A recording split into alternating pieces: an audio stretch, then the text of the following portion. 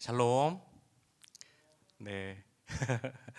복된 날 예배의 자리에 나오신 성도님들 주님의 이름으로 축복합니다. 우리 옆 사람과 이렇게 인사하겠습니다. 이 자리에 잘 오셨습니다. 앞뒤로도 인사해 주세요. 이 자리에 잘 오셨습니다. 네. 어, 제가 이렇게 좀 얼굴이 익숙하신 권사님들도 계시고 집사님들도 계시고 저를 잘 모르시는 분들도 계실 것 같아요. 귀한 자리에 설교를 할 수 있는 기회를 주셔서 너무 감사를 드립니다. 저는 평일에는 선교단체에서 사역을 하고 있습니다. 그래서 한국 대학생 선교회라는 선교단체에서 작년까지는 대학생들을 가르쳤었고요. 이제 올해 재작년까지는 대학생들을 가르쳤었고 작년부터 이제 대학생들을 가르치는 간사를 교육하는 팀으로 가서 지금 이제 간사 전담 교육팀에 일을 사역을 하고 있습니다. 그리고 저는 한 아내의 남편이고요. 저에게는 2명의 아이가 있습니다. 무척 젊어 보이지만 첫째가 고등학교 2학년 올라가고요.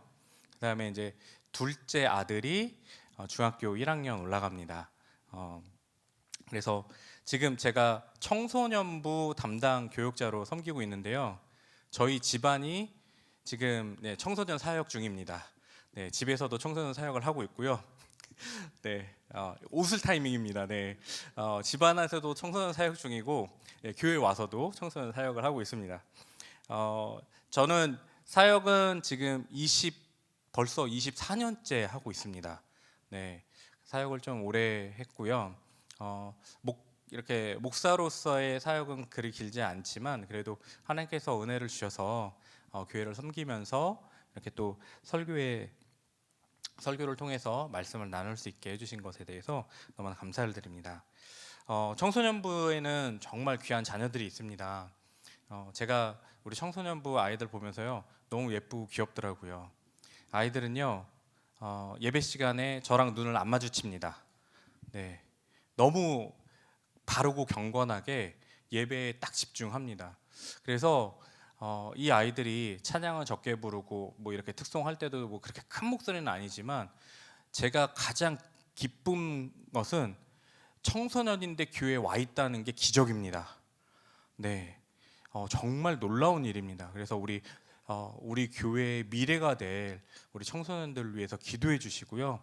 이 아이들이 교회에 와서 앉아 있는 것만으로도 세상에 다른 친구들은 자기가 하고 싶은 거 하고 학원 다니고 놀고 뭐 잠을 자면 뭐 잠을 잘 시간일 수도 있고 자기가 하고 싶은 거 마음껏 할 수 있는 시간인데 그거 다 포기하고 교회에 나와서 예배드리고 있다. 우리 그 청소년부 친구들은요 여러분 정말 귀한 자녀들입니다. 그래서 기도를 잘 부탁드리겠습니다.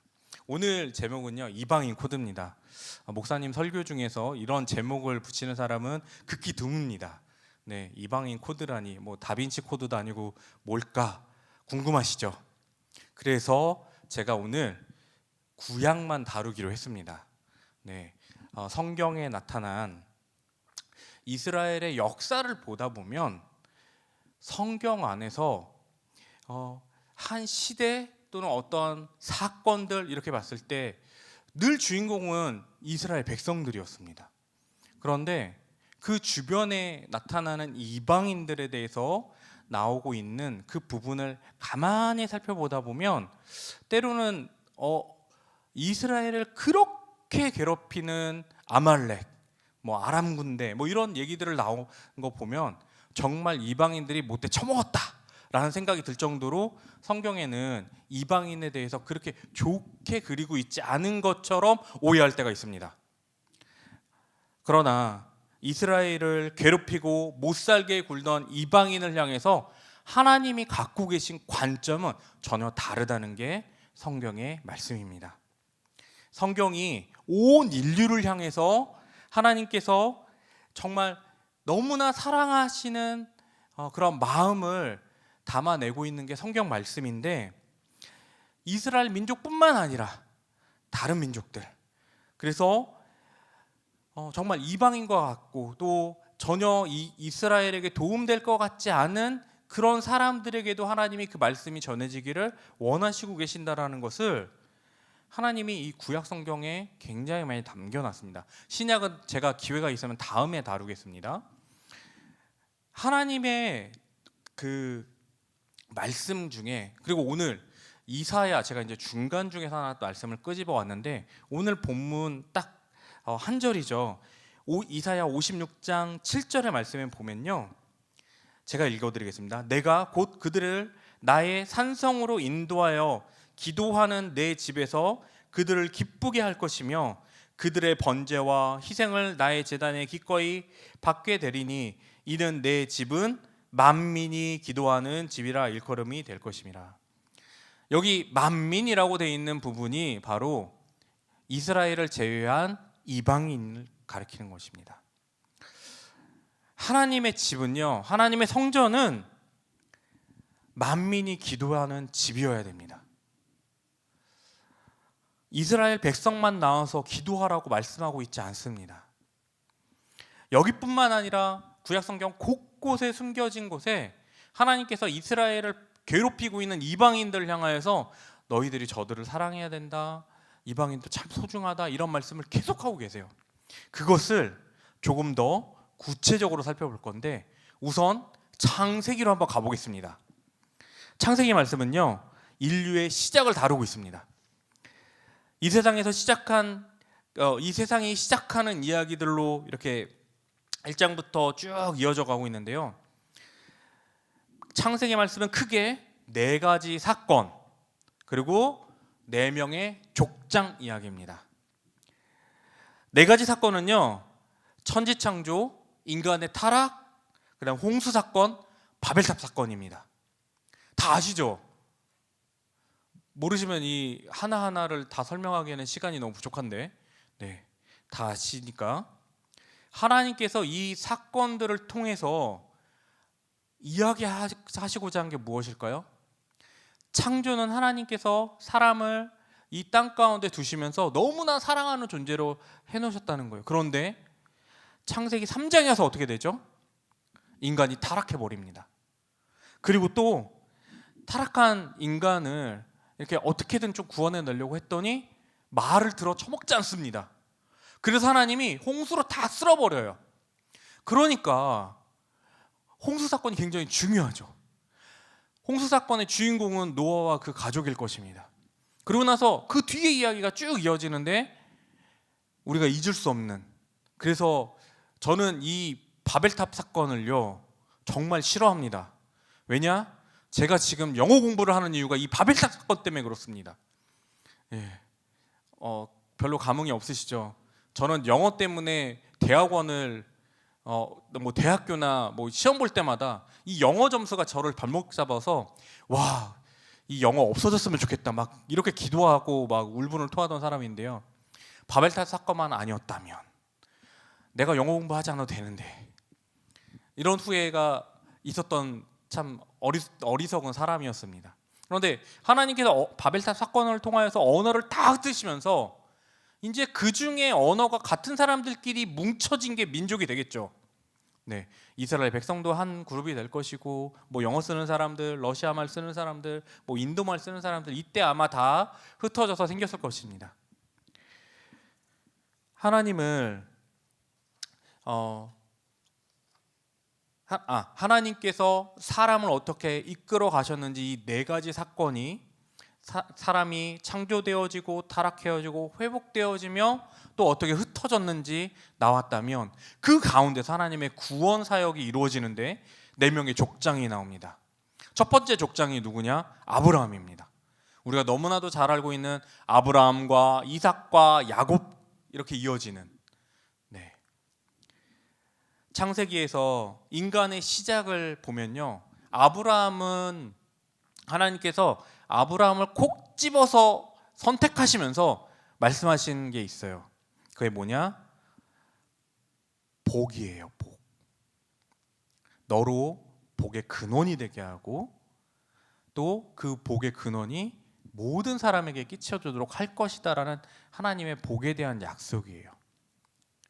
그래서 네 명의 족장은 하나님께서 선택한 민족이 어떻게 시작되어져서 계보를 이어가느냐를 창세기에서 볼 수 있는데, 이게 이방인과 어떤 관련이 있느냐? 아담과 하와를 돌보셨던 하나님께서 창세기 3장에 타락한 인간, 근데 타락하게 된 이유가 뭘까요? 죄죠. 여러분, 죄는 헬라어로 하마르티아라고 합니다. 하마르티아, 메모해 두세요. 하마르티아. 네. 하마르티아는 어원의 뜻은 뭐냐면 빗나간 화살입니다.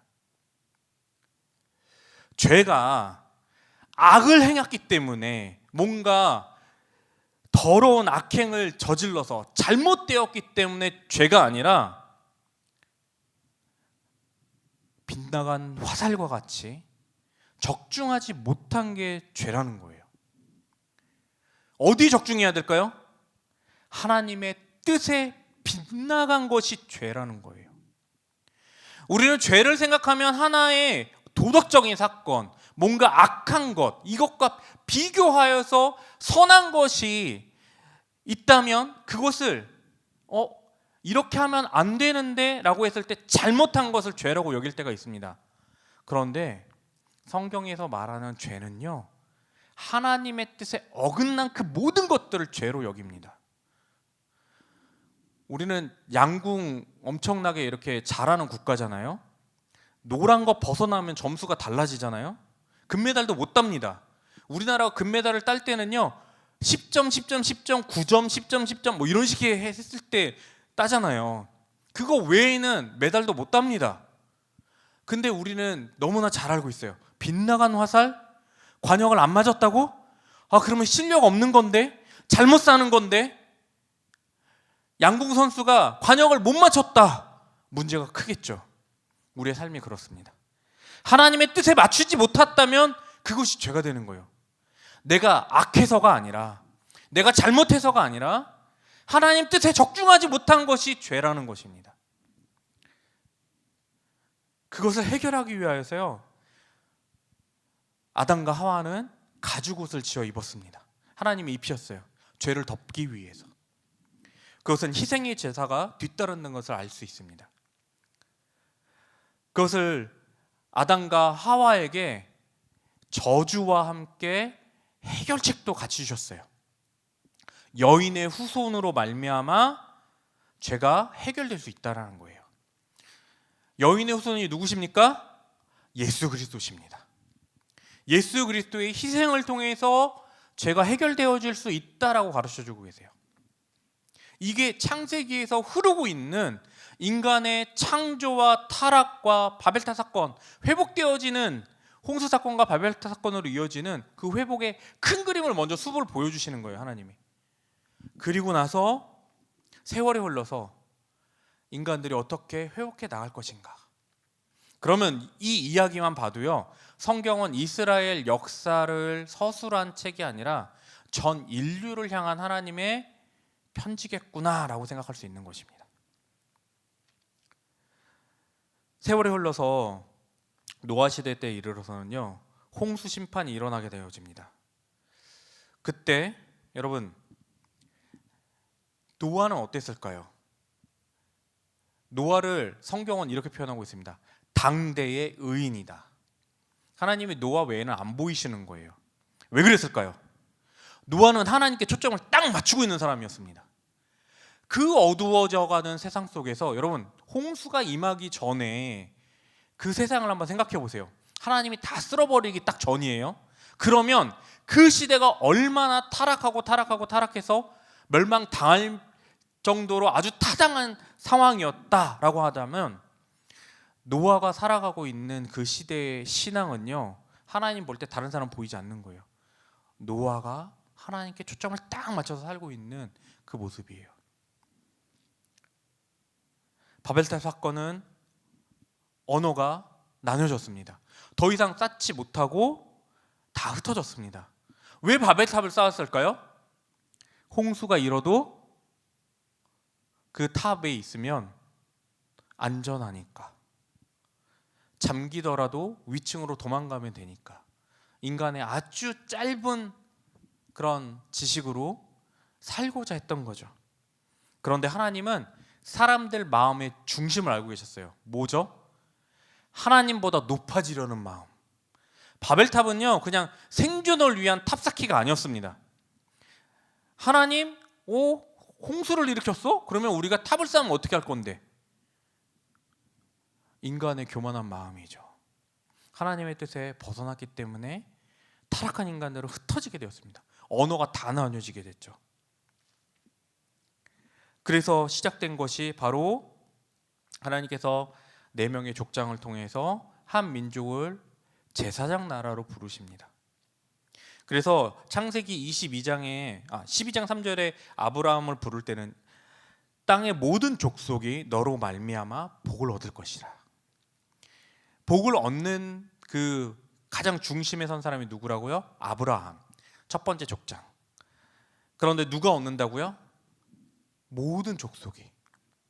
하나님께서는요 아브라함한테 복을 주셨는데요, 왜 그 옛날 전래 동화에 아들이 공부하러 이렇게 떠났는데 아버지가 그 많은 재산을 가장 맏 노비한테 다 물려줄게.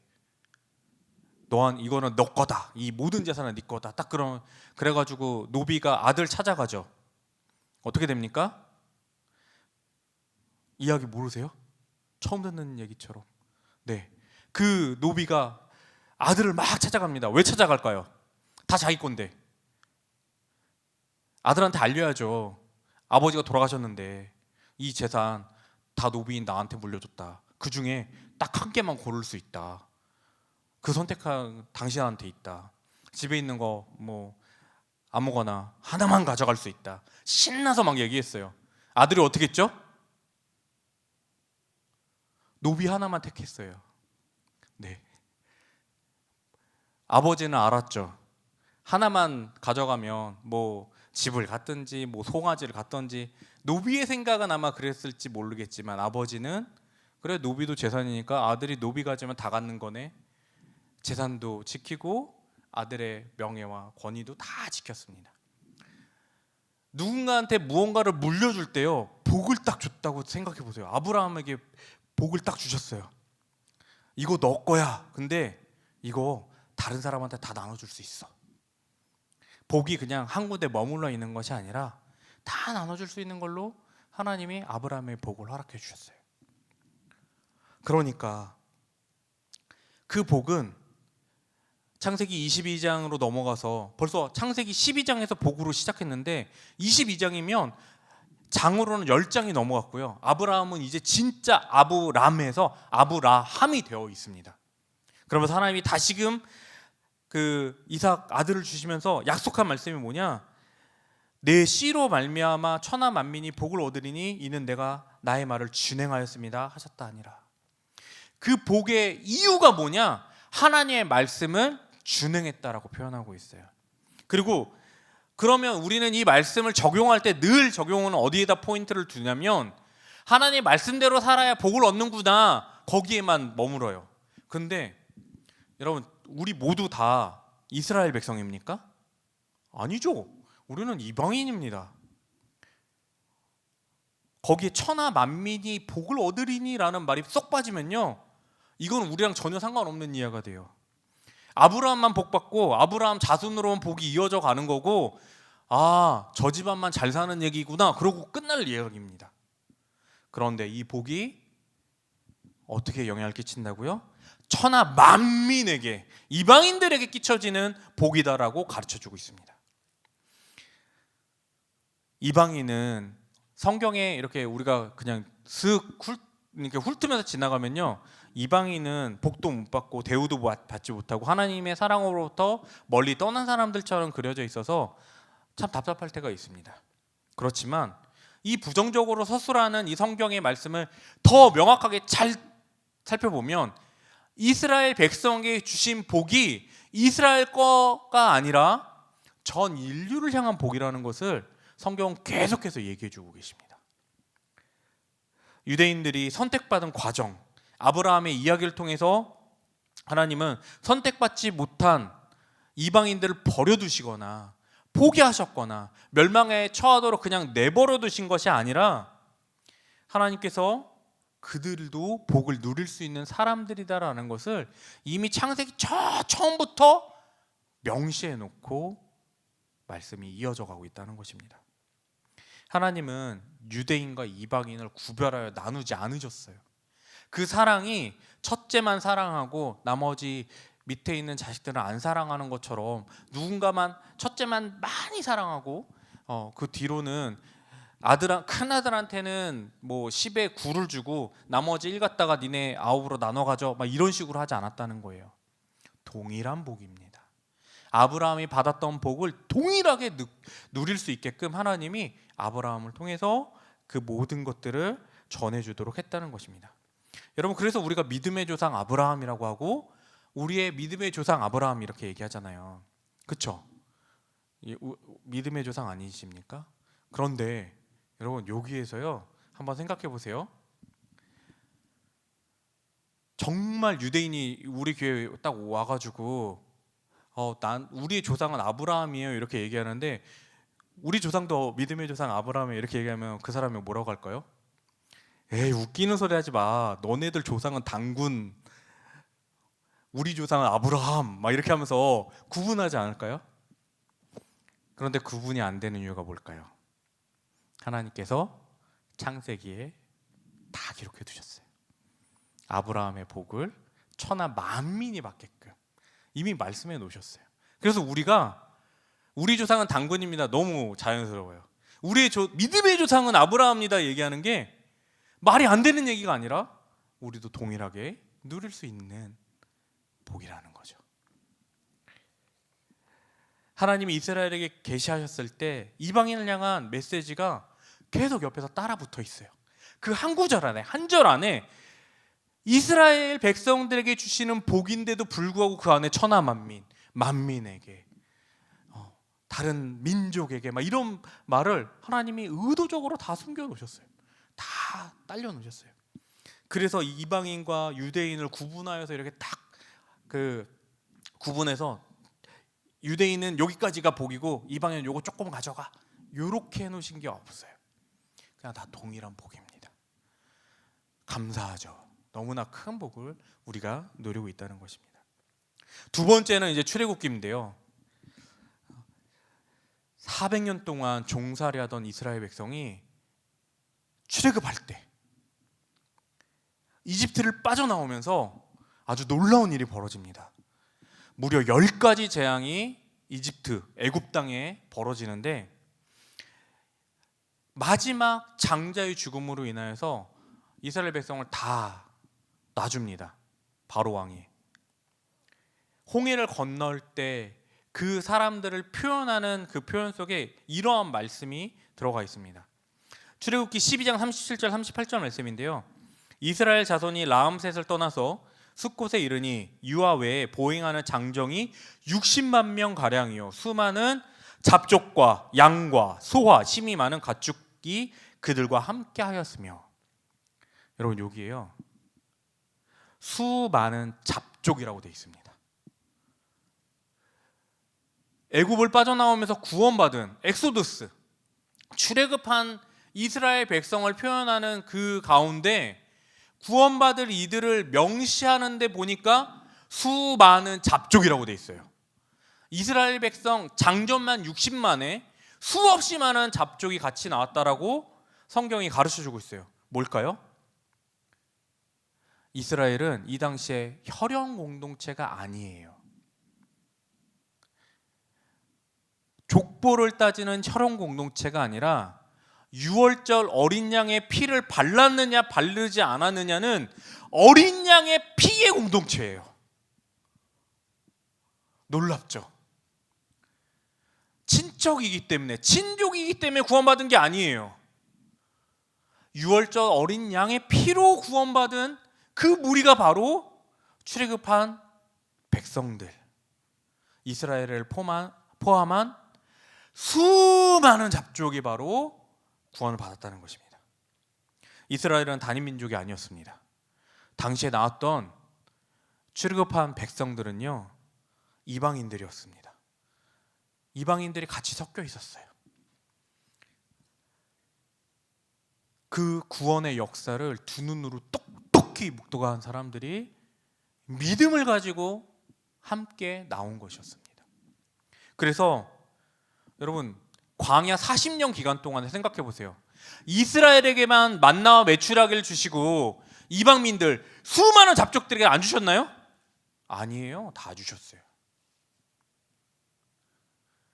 제가 못 먹고 못 살던 시절에 정말 딱 한 번이에요. 딱 한 번 집에 쌀이 떨어진 적이 있습니다. 전기가 한 달 이렇게 전기세를 못 내 가지고 이렇게 전기가 끊긴다는 그런 그 통지에 독촉장이 이렇게 날라왔던 적이 있습니다. 하나님의 사역을 하는 사람인데 쌀이 떨어지고 전기가 끊길 정도의 궁핍함을 겪고 있다? 정말 때려치고 싶었어요. 하나님, 이게 뭡니까? 하나님의 일을 열심히 하는 사람은 하나님 먹여 살려셔야 되는 거 아니에요? 라고 하나님 앞에 무릎 꿇고 기도하는데 일주일도 채 되지 않아서 그 모든 것이 다 해결됐어요. 만나와 메추라기의 사건은요, 구약시대에 40년 동안 광야에만 있었을 법한 그런 일인데 저는 너무 선명하게 기억합니다. 제가 굶주리고 목마르고 헐벗었을 때 하나님은 어떻게 살리셨는지 기억하기 때문에. 만나와 메추라기의 사건은 저에게도 동일한 사건입니다. 이스라엘 백성들이 광야 40년 길을 가는 동안에 그들에게만 만나와 메추라기가 내리고 이방민들 수많은 잡족들은 못 먹었다고 하면 하나님이 구별해서 그들은 살리시고 저들은 믿음을 시험하시면서 잘 따라오나 안 따라오나 그렇게 보시는 거구나 라고 할 텐데 출애굽기에 전혀 그걸 구분하지 않습니다. 이스라엘 백성 자체가 하나님을 섬기고 잘 따르고 하는지 40년간이나 시험하시면서 이방 민족을 구분해서 그들에게 고기를 주시지 않거나 만나를 주시지 않거나 그렇게 째째하게 하시지 않은 하나님은 모두 다 동일하게 동일한 복을 주셨던 것입니다. 이렇게 하고 제가 레위기랑 사사기 들어가면 오늘 밤을 새서 구약을 훑을 것 같죠. 그러한 기대와 소망을 제가 저버릴 수가 없어서 하고자 했으나 선지서로 넘어가겠습니다. 선지서는요, 이방인을 향한 메시지입니다. 오늘 본문 이사야 말씀도 이스라엘을 향한 그런 예언의 말씀도 있지만 이방인들을 향해서도 동일하게 말씀하고 있습니다. 하나님의 그런 예언이 담겨져 있습니다. 이스라엘의 심판에 관한 메시지가 이사야의 말씀인데 그 이사야의 말씀에 하나님이 이스라엘의 죄악을 심판하시거든요. 이방인들을 향한 하나님의 계획도 나오거든요. 우리가 이사야 말씀을 읽을 때 유대인의 그런 잘못과 심판에 대해서 이거 그 사람들 얘기고 나는 그러면 이방인 것만 찾아볼래 하면 안 되는 이유가 여기에 있습니다. 하나님의 말씀으로 우리의 것이 되는 이유는요, 이스라엘의 죄목에 나와요. 이스라엘의 죄는요, 이방인의 구원에 대한 실패입니다. 하나님을 섬기지 않고 하나님을 저주하거나 하나님의 말씀을 따르지 않아서 하나님이 무언가 시키지 않은 유대인의 율법을 지키지 않아서 저주받는 게 아니에요. 제가 읽어드리겠습니다. 이사야 26장 17절에서 18절 말씀으로 가시면요, 이사야 26장 17절에서 18절 말씀입니다. 여호와여, 잉태한 여인이 산기가 임박하여 산고를 겪으며 부르짖음같이 우리가 주 앞에서 그와 같으니이다. 우리가 잉태하고 상고를 당하였을지라도 바람을 낳는 것 같아서 땅에 구원을 베풀지 못하였고 세계 거민을 출산하지 못하였나이다. 여러분, 이사야 선지자는 이스라엘의 죄를 고발하는데요, 하나님, 얘 이거 잘못했어요, 저거 잘못했어요, 요것도 잘못했고 이렇게 얘가 못돼 처먹었어요, 이렇게 고발하는 게 아니에요. 잘못 살아온 삶의 가장 핵심. 하나님이 이스라엘을 한 민족으로 불러 세우시면서 그들에게 주었던 역할, 제사장 역할이었습니다. 제사장은 뭐 하는 거죠? 제사 드리러 나온 사람들이 하나님께 나아갈 수 있도록 돕고 섬기는 사람들입니다. 그런데 그 제사를 드리는 이스라엘 백성들이 자기네들은 하나님께 제사 드릴 수 있는 사람들이니까 와, 우리는 선택받은 민족이고 우리만 하나님께 예배 드릴 수 있어. 너네 우리 부럽지? 특권의식에 사로잡혀 이방인들에게 하나님의 사랑과 복음을 전하는 것을 하지 않았어요. 여기 앉아 계신 대부분의 우리 성도님들이, 권사님들과 집사님들이 다 여자분인 것 같아요. 목사님들 제외한. 해산의 고통 아시잖아요. 이스라엘은 주변 열강들에 둘러싸여서 지금 이사야 말씀 가운데 보면 여러분 멸망하기 직전이었습니다. 뭘까요? 고통스러운 거예요. 힘든 거예요. 이방 민족들이 괴롭히고 있는 거예요. 그런데 이 해산의 수고를 겪으면서 바람을 낳는 것 같이 출산하지 못했대요. 제가 설교단이지만 이렇게 얘기할게요. 방구보다 못한 거예요. 출산을 했는데 바람만 났어요. 방구보다 못하죠. 이사야 선지자가 고발한 이 내용은 세계 거민을 출산하지 못한 이스라엘 백성의 죄가 가장 큽니다라고 고발하고 있는 거예요.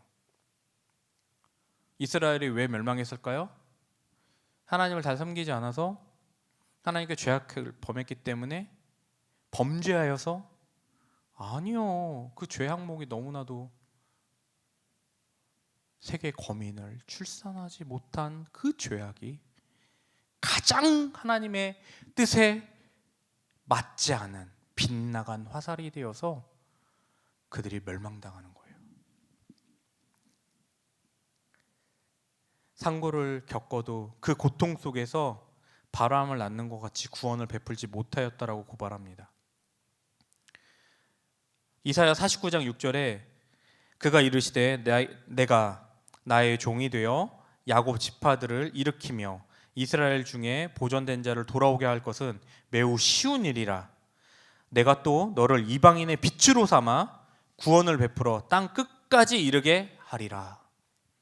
하나님이 이사야 40장 이후로는 회복의 말씀을 주십니다.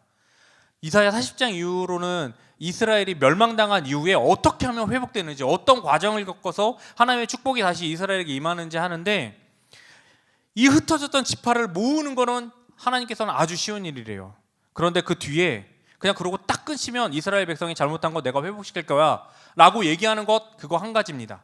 그런데 그 뒤로 또 너를 이라고 하면서 이방인을 버리지 않으세요. 이방의 빛으로 삼아 나의 구원을 베풀어 땅 끝까지 이르게 하리라. 여러분 뭘까요? 하나님 포기하시지 않는다는 거예요. 내가 끝까지 추격해서 이방인들 구원시킬 거야 라고 말씀하고 계십니다.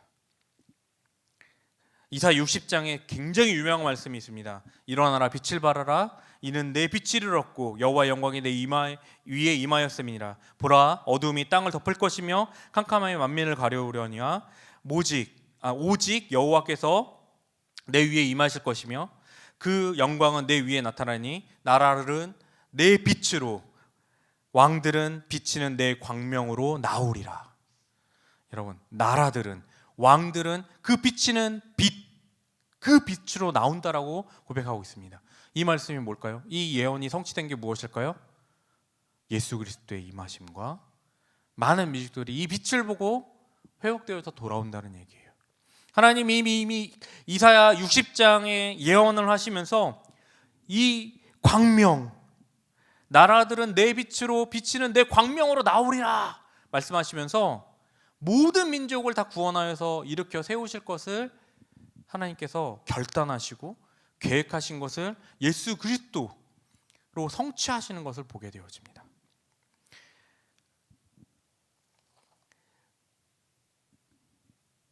하나님은 이방인을 포기하지 않으십니다.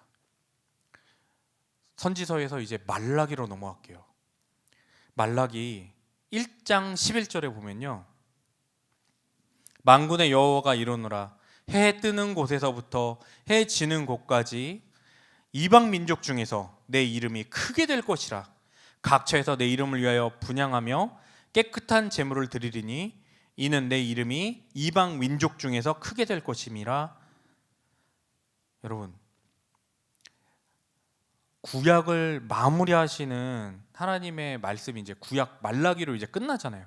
말라기 선지자로 끝나는 이 시대를 정말 이렇게 한 2000년 넘게 이렇게 흘러온 역사 속에서 말라기로 말씀을 마무리하시는데, 하나님이 해 뜨는 곳에서 해 지는 데까지 이방 민족들이 일어나서 그들이 내 이름을 높이고 높이는데 가장 크게 광대하게 높일 것이다라고 가르쳐주고 있어요. 하나님이 예언하셨어요.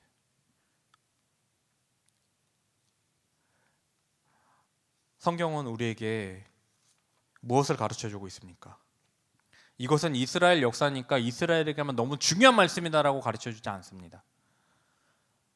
이방인들을 향한 하나님의 사랑이 끝없이 선포되어지고, 어쩌면 하나님이 아주 집요하게 이방 민족들은 내가 포기하지 않고 땅 끝에서, 아니 이쪽 끝에서 저쪽 끝까지 해 뜨는 데부터 해 지는 데까지 내가 포기하지 않고 그들을 구원하리라 라고 하나님 말씀하고 계십니다. 구약의 역사 가운데서 이방인들에 대한 기록은 곳곳에 나타납니다. 제가 다 살펴보지 않았어요. 2명의 정탐꾼을 숨겨준 여리고성에 여인이 있습니다.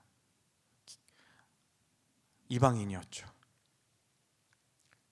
기근과 가난 속에서 시어머니 나오미를 버리지 않은 루시 모압 여인이었습니다. 예수님의 족보에 등장하는 이 여인들의 삶을 가만히 보면 유대인만 있지 않았습니다. 이스라엘 백성만 있지 않았습니다. 이방 여인들의 이름이 기록되어져 있습니다. 족보에 여인의 이름이 기록되어져 있어요. 하나님은 이들을 포기하지 않으시고 이끄시고, 이들이 하나님의 정말 말씀 가운데 들어오고, 잘 살았느냐 악행을 저질렀느냐 이걸로 심판하시는 것이 아니라 하나님의 완전하신 뜻에 정확히 적중하여 살아가느냐, 빛나간 화살처럼 살지 않고 늘 적중하면서 뜻에 맞춰서 그렇게 살아가느냐라고 우리에게 동일하게 요구하고 계시는 것입니다. 그래서 앞에서 말씀드린 유대인들에게만, 이스라엘 백성들에게만 향한 하나님의 말씀이 아니라 오늘날 우리에게도 동일하게 적용되어져야 할 말씀이라는 것이죠. 그러면 이제 우리는 결론에 이릅니다. 이스라엘이 빗나간 화살처럼 살았던 삶이 뭐였다고요? 세계 거민을 출산하지 못한 것. 교회가 새로운 사람들을 전도하지 못하고 선교하지 못하고 출산하지 못했다? 교회의 역할에 이 교회가 있을 이유가 없는 겁니다. 교회가 존재하는 이유는, 하나님의 백성들이 이 땅에 살아가는 이유의 가장 중요한 이유는 뭐냐면 믿지 않는 사람들을 믿음으로 출산해내는 것입니다. 아브라함에게 있었던 복을 여러분 우리 이방인들도 다 누릴 수 있는 것처럼 우리가 성경에 이렇게 큰 복을 우리에게 주셨구나 깨달았죠. 왜 4명의 족장으로 이어지느냐? 이 복이 기업, 가정의 유산이기 때문에 그렇습니다. 유업으로 이어져야 되길 그런 복이기 때문에 그렇습니다. 그러면 이렇게 설명을 하겠습니다. 전도는요, 내가 예수님 너무 좋으신 분이에요. 예수님 믿으세요. 예수님 믿으면 복 받는데요. 교회 나오세요. 이렇게 하는 게 전도가 아닙니다. 여러분,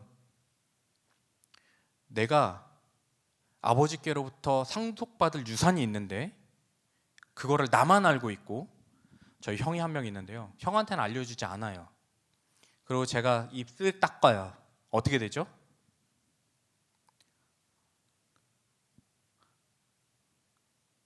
네. 욕심쟁이에다가 이렇게 그 편취하는 거고 이렇게 뭐 탈취하는 거고 막 이렇게 여러 가지 제목이 상속법도 위배되고 막 다 그러잖아요. 이겁니다. 아브라함에게서부터 흘러내린 복의 유업이 저 교회 바깥에 믿지 않는 사람들이 원래 받아야 될 유산인데 우리가 전도하지 않으면 우리는 그 유산이 뭔지 알면서 저들에게 알려주지도 않고 나 혼자 복을 누리는 사람이 되는 거예요. 전도는 원래 그들이 가져야 될 복, 그들의 유산을 그들에게 돌려주는 것이 전도입니다. 나만 갖고 나만 잘 살고 나만 떵떵거리면서 하나님의 복을 누리면서 살아가는 것이 아니라 세상 사람들한테 이것이 하나님의 복인데 이거 당신 거였어요. 당신 거였으니까 이거 가져가십시오. 이거 원래 당신이 누려야 될 복입니다. 이거 주인이 당신인 것입니다 라고 해주는 게 전도입니다. 우리가 전도할 때 예수님 믿으세요 하면 되게 부끄럽고 막 이렇게 창피해서 이걸 얘기하는 게 너무 좀 하찮은 거 얘기하는 것 같고 막 이렇게 생각하시면요 너무나 큰 오해입니다. 당당하게 전하실 수 있습니다. 왜냐? 우리가 받고 누리고 평생 살아가면서 그 무엇으로도 해결할 수 없는 예수 그리스도의 피 흘리신 그 보혈의 핏값이 우리의 삶을 새롭게 하고 생명 갖고 살아갈 수 있도록 해주신 그 복을 저 바깥의 사람들한테 이거 원래 당신 것이었습니다. 하나님의 유산을 받으십시오. 당신의 복입니다. 라고 해줘야 된다는 거예요. 주인에게 돌려줘야 된다는 거예요.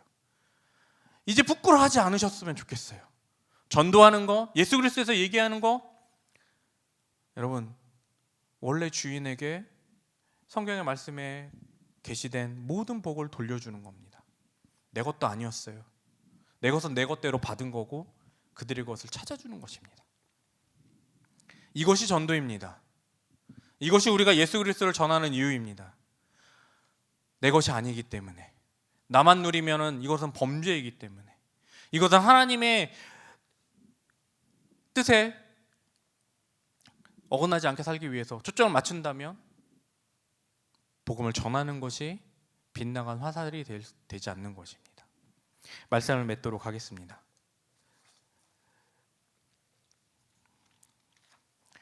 하나님의 부르심에는 후회함이 없으십니다.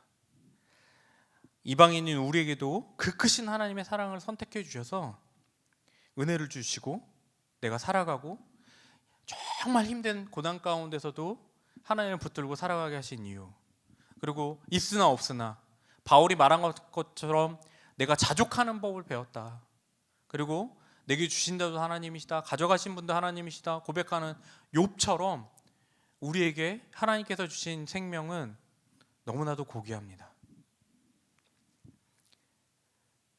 우리가 잘못해서 범죄하여서 죄를 짓고 살아가는 사람이 아니라 하나님 뜻의 화살에 정확하게 맞춰서 살아가느냐 살아가지 않느냐로 하나님은 죄를 심판하실 것입니다.